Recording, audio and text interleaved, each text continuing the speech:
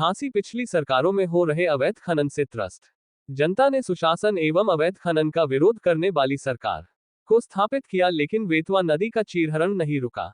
बावजूद पिछली सरकार से 2 कदम ज्यादा तादाद में नदियों का सीना चीरकर बीच धारा से पनडुब्बी लिफ्ट की मदद से बालू का खनन किया जा रहा है। वही एनजीटी के नियमों को ताक पर रखकर दिन रात्रि भारी मात्रा में बालू को निकालकर प्रकृति के संतुलन को बिगाड़ने में लगे हुए हैं। वही वर्तमान सरकार में खनन माफियाओं के हौसले इतने बुलंद हैं कि शासन प्रशासन के साथ पत्रकारों को भी खबर प्रकाशित या कवरेज करना काफी खटकता है। जिसके क्रम में तहसील गरौठा निवासी राष्ट्रीय सहारा के पत्रकार राजेंद्र बुंदेला को सूचना मिली कि थाना एच क्षेत्र के अंतर्गत धेरा घाट पर कोई मजदूर नदी में गिर गया है, जिसको कवरेज करने के लिए राजेंद्र बुंदेला अपने 2 पत्रकार साथियों कृष्ण कुमार सोनी व कृष्ण कुमार पाठक को साथ लेकर अपनी बोलेरो कर क्रमांक अप 93 ऐप 7176 से रात्रि करीब 10 बजे नदी पर पहुंचे और नदी की ओर जा ही रहे थे कि तभी टोकन पर बैठ 4 आवाज देने लगे कि मीडिया वाले नदी पर जा रहे हैं। तभी उक्त 4 लोग सहित करीब 20-25 अज्ञात लोगों ने पत्रकारों की गाड़ी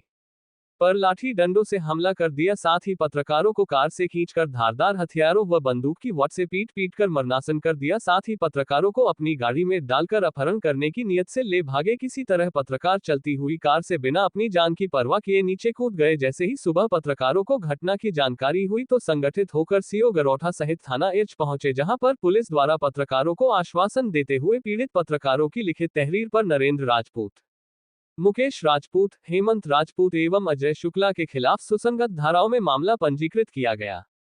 वही पत्रकारों में अवैध खनन माफियाओं के खिलाफ भारी नाराजगी देखने को मिली, साथ ही आर पार की लड़ाई लड़ने की चेतावनी दी।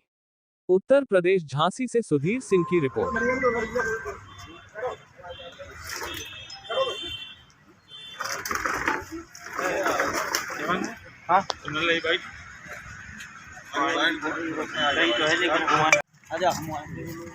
सब जने यहाँ भीड़ में कौन सी तो है?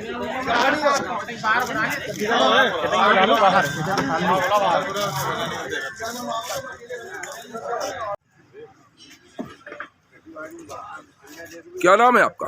कृष्णचंद पाठक। क्या घटना हो गई? घटना तो हो गई, कृष्णचंद पाठक, न्यूज नेशन से जिला संवाददाता हूँ मैं। जी।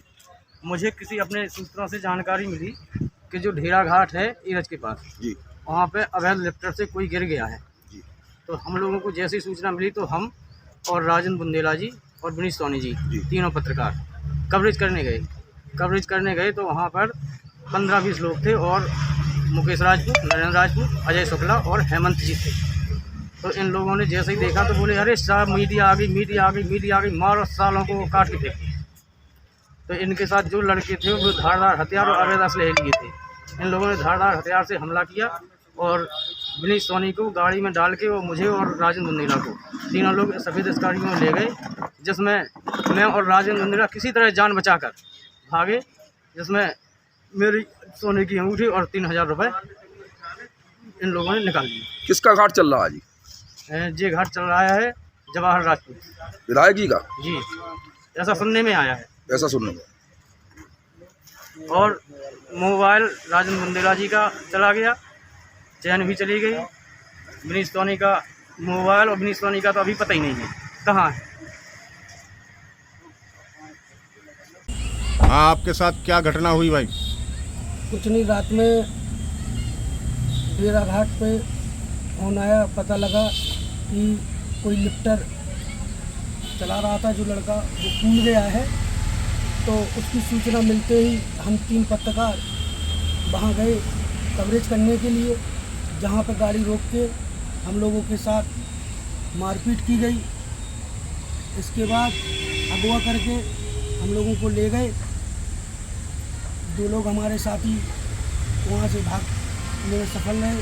हम लोग को लेके और बोले जान से मार देंगे और हमारी क्या है तुम्हारे पास, तो हमारी जो जंजीर थी वो छीन ली और 3000 रुपये जो थे वो ले लिए लगभग।